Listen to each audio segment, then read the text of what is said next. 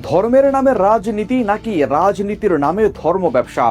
জামায়াতে ইসলামীকে নিয়ে এই প্রশ্ন বহু পুরনো।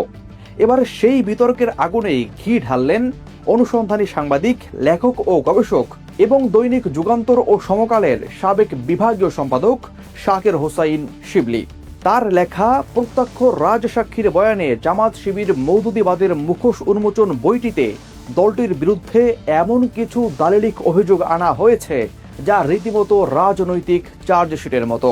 নিজেদের ইসলামী দল দাবি করা এই সংগঠনের অন্দরমহলে আসলে কি চলছে, দেখুন রিপোর্টে। আজন্ম ফ্যাসিস্ট এবং বুদ্ধিভিত্তিক দুর্নীতিতে বিশ্ব চ্যাম্পিয়ন জামাত ইসলামীকে এভাবেই সংজ্ঞায়িত করেছেন লেখক শাকের হোসাইন শিবলি।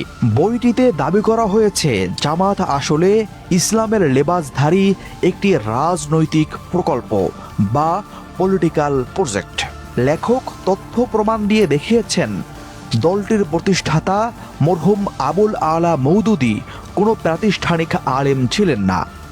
এমনকি বিশ্বের যে গুটি কয়েক দেশে জামাত সক্রিয়, খুব কমই সেখানকার আমির কোনো আলেম হন, অথচ সাধারণ মানুষের কাছে তারা নিজেদের ইসলামিক দল হিসেবেই পরিচয় দিয়ে যাচ্ছে।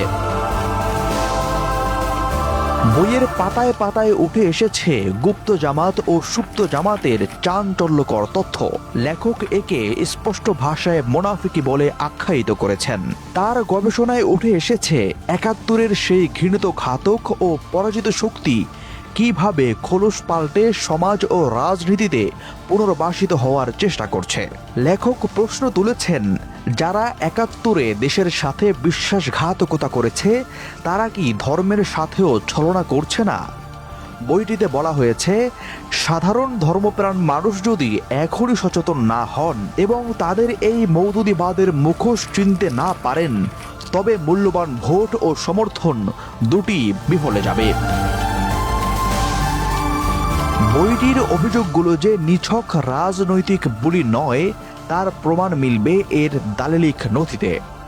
লেখক এখানে রাজ সাক্ষী হিসেবে হাজির করেছেন খোদ মওদুদি পুত্র ফারুক হায়দার মওদুদিকে। পাশাপাশি পাকিস্তান শরিয়া বোর্ডের সাবেক বিচারপতি মুফতি তকি ওসমানী, শাইখুল হাদিস আল্লামা আজিজুল হক, মাওলানা শামসুল হক ফরিদপুরি, আবু তাহের মিসবাহ, দিলওয়ার হোসাইন সাইফি এবং মুফতি সাইদ আহমদ মুজাদ্দিদির মতো বরেণ্য ব্যক্তিদের লেখা, সাক্ষাৎকার ও বিশ্লেষণ বইটিকে দিয়েছে ভিন্ন এক দালিলিক মাত্রা। রাজনৈতিক বিশ্লেষকদের মতে ধর্মীয় আবেগ কিংবা রাজনৈতিক সচেতনতা, যে কোনো মানদণ্ডেই জামাত শিবিরের রাজনীতি এক জটিল ধাঁধা। বোদ্ধা মহলের অভিমত, যারা এই ধাঁধায় পা না দিয়ে ইতিহাসের নির্মোহ সত্যতা জানতে চান তাদের জন্য এই বইটি কেবল পাঠ্য নয়, বরং সংগ্রহে রাখা অপরিহার্য। পর্যবেক্ষকরা বলছেন, বিশেষ করে যারা কন্টেন্ট ক্রিয়েশন এবং লেখালেখির সাথে যুক্ত তাদের জন্য মওদুদিবাদের মুখোশ উন্মোচনকারী এই বইটি হতে পারে এক শক্তিশালী রেফারেন্স। বিভ্রান্তি এড়িয়ে সঠিক সিদ্ধান্ত নিতে শাকের হোসাইন শিবলির এই অনুসন্ধানটি পাঠকের টেবিলে থাকা প্রয়োজন বলে মনে করছেন বিশিষ্টজনেরা। এছাড়াও একই সঙ্গে লেখকের আরও একটি বই প্রকাশিত হয়েছে জামাত শিবিরের নৃশংসতা নামে, যেখানে হাটহাজারী মাদ্রাসার উপর জামাত শিবিরের হামলা, মাওলানা দেলোয়ার হোসাইন সাইফির উপর ৯১ বার হামলা ও মাওলানা শামসুল হক ফরিদপুরীর ছেলে মাওলানা ওমর ফারুকের উপর জামাত শিবিরের হামলার ঘটনা দলিল সহকারে উত্থাপিত হয়েছে। আব্দুল্লাহ ভাট্টি, তসদিক।